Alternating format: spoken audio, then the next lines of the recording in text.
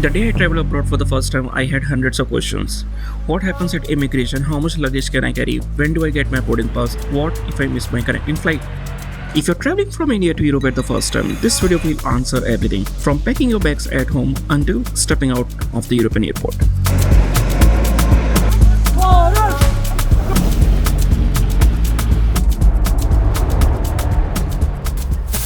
So let's begin your journey. The first and the most important thing is your passport, and it should be valid for 6 months from your travel date. Next thing is your visa, and this will be your gateway to land in Europe. And guys, trust me, it's the most daunting and the exhausting part of the process. Whether it's like for tourism, studies, or work, your visa application needs to be airtight.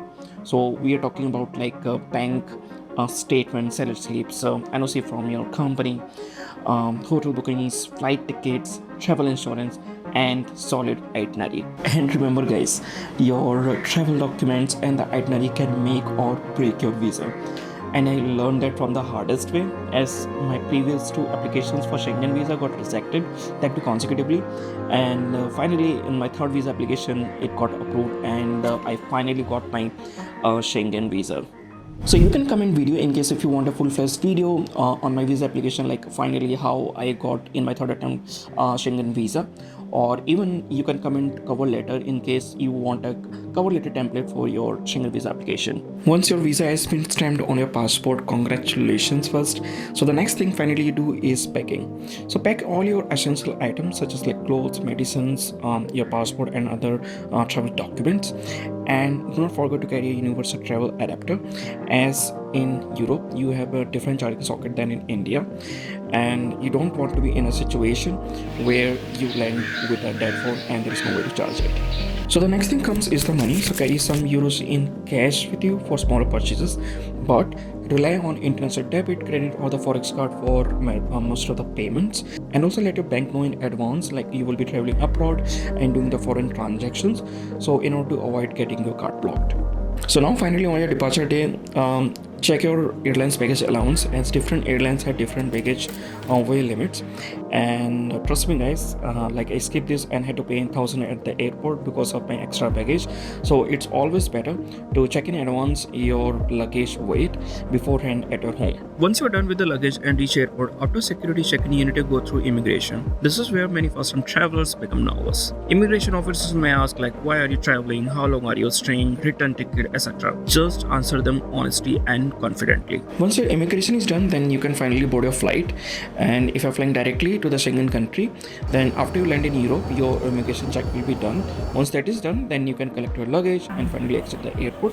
However, if you're having a connecting flight within the Schengen area, then your immigration check will be done at the first Schengen airport, and after that your onward flight will be treated as a domestic flight, and there is no further need of immigration at your final destination airport. Once you have finally landed in Europe and have collected your baggage, the next thing is internet and transport.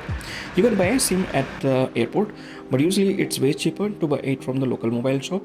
For transport, every European city has its own transport system. You can buy the ticket online or also from the ticket vending machines, and also buy a travel card for unlimited rides.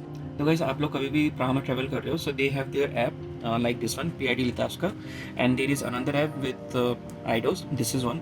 So you can download any of this app, and within this app you get each and every information about what are all the train stations, and from which station from A to B how you can travel, and also the different means of transport as well. Like right now we are traveling through train, so that also you can book through this app, and then tram or the bus, whatever the case may be in your situation. I still remember my first international journey where in the starting everything felt a bit confusing, but the moment I reached there, I realized traveling abroad isn't that difficult. Some of the biggest mistakes that people generally do are, the first and foremost is the visa rejection due to no proper documentations, or no solid itinerary or the cover letter, then not checking your transit visa, no travel insurance, exchanging all your money at the airport, ignoring your baggage weight, not downloading the maps, or not doing the prior research before traveling abroad.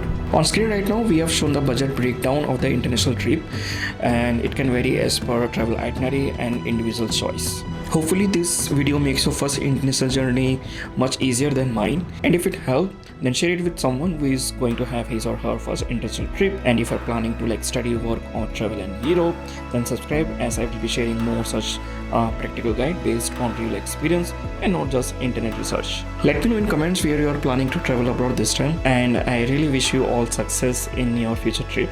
Till then, take care, bye bye, and धन्यवाद.